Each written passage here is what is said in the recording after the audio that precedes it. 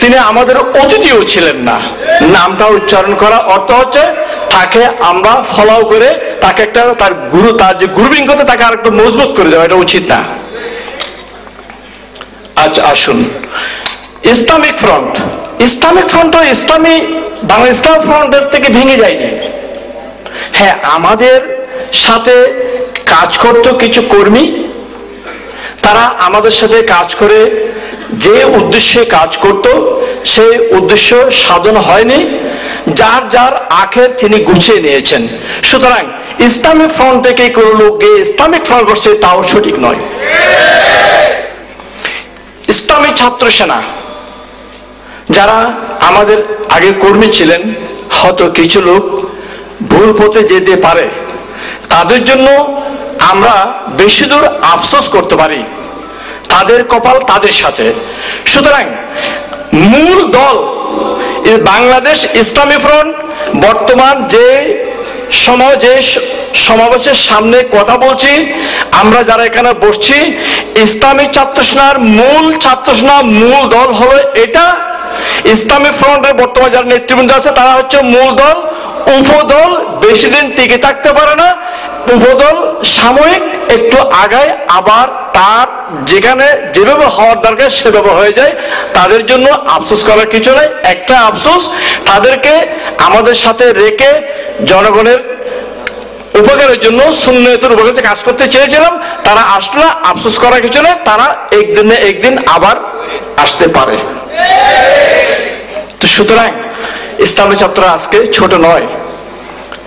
বাংলাদেশের বিভিন্ন বিশ্ববিদ্যালয়ের মধ্যে সাংগঠনিকভাবে প্রতিষ্ঠিত না হলেও আমাদের কর্মীরা বিভিন্ন বিশ্ববিদ্যালয়ে, বিভিন্ন মাদ্রাসা, বিভিন্ন কলেজে, বিভিন্ন ইনস্টিটিউটের মধ্যে ছড়িয়ে ছিটিয়ে আছে।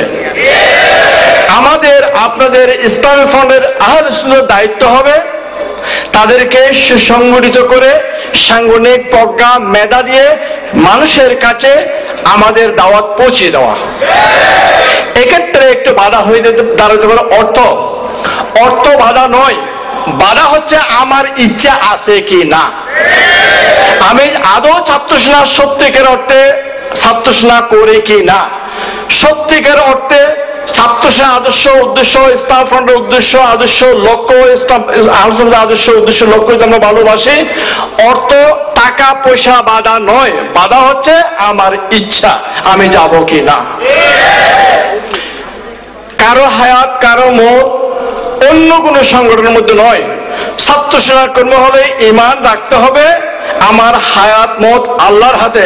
আমি ঢাকা বিশ্ববিদ্যালয়ে কাজ করতে যাব, জাহাঙ্গীরনগর বিশ্ববিদ্যালয়ে কাজ করতে যাব, রাজশাহী বিশ্ববিদ্যালয়ে কাজ করতে যাব, ঢাকা আলিয়া মাদ্রাসা, সিলেট আলিয়া, বগুড়া আলিয়া মাদ্রাসায় কাজ করতে যাব, অমুক স্কুলে কাজ করতে যাব। সেখানে একজন কাফেলা যদি না পাই, আমি যদি একা থাকি, ও রবীন্দ্রনাথ ঠাকুর সে কথা একলা চলো রে, লোক আসবে। বয়স হয়েছে, ছাত্র সেনা ছাড়ি নেই।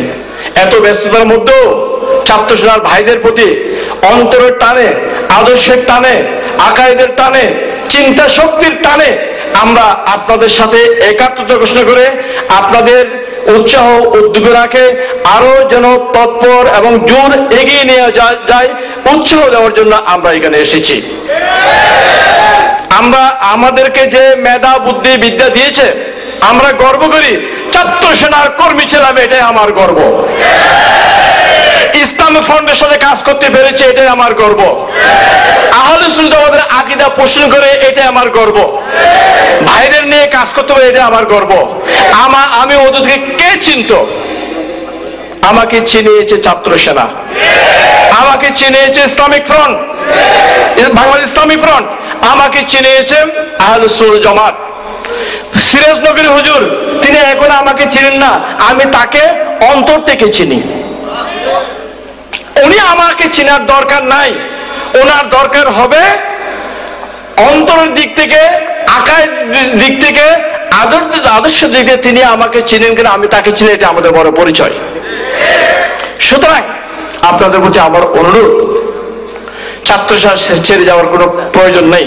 আমরা বাংলা ইসলামী ছাত্র সেনা, ইসলাম আহলে সুন্নাত ছাড়া আজ পর্যন্ত অন্য কোনো সংগঠন এখন করি নাই, করছি না, করবো না। আপনাদের আদর্শের সাথে আমরা আছি। আপনাদের সামান্য উৎসাহ দিয়ে কাজে এগিয়ে নিতে পারলে এটাই আমাদের সফলতা। ছাত্র সেনা, ইসলামী ফ্রন্ট, আহলে সুন্নাত জামাতের সর্বোচ্চ উন্নতি কামনা করে, আপনাদের সুস্বাস্থ্য কামনা করে, ইসলামী ফ্রন্টের কেন্দ্রীয় নেতৃবৃন্দের সুস্বাস্থ্য কামনা করে আমি বক্তব্য এখানে শেষ করছি। ওয়া আখিরু দাওয়ানা আলহামদুলিল্লাহি রাব্বিল আলামিন। আসসালাম।